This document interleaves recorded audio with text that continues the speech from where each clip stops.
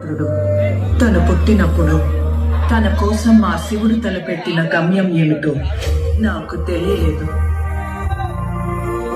తన మరణం ఆ ప్రయాణానికి నాంది మాత్రమే అని, ఆ గమ్యం వైపు వేసే మొదటి అడుగని తెలియలేదు. తన కోసం దేవతలకి అసురులకి మధ్య జరిగిన ఈ యుద్ధం ఆ యోధుని ప్రయాణంలో రెండో అధ్యాయమని తెలియలేదు. తప్పుకో విశాసుర, బాహుబలికి శిక్ష తప్పదు. సోదరా ఇంద్ర, నీకు బాహుబలి కావాలంటే నన్ను గెలిచి తీసుకో.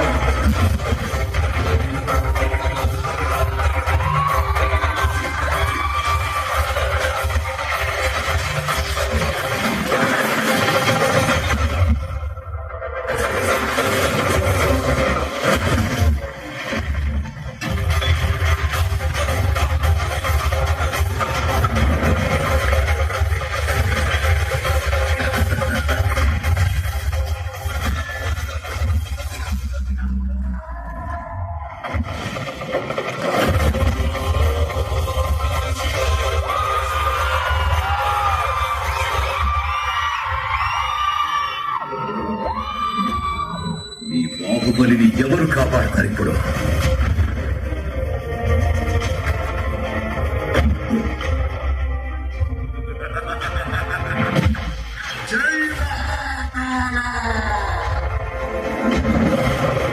అది అదే ప్రశ్న ఇంద్ర, ఇప్పుడు నిన్నెవరు కాపాడతారా?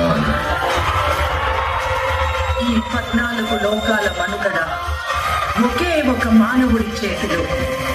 ఆ శక్తి పేరే బాహుబలి.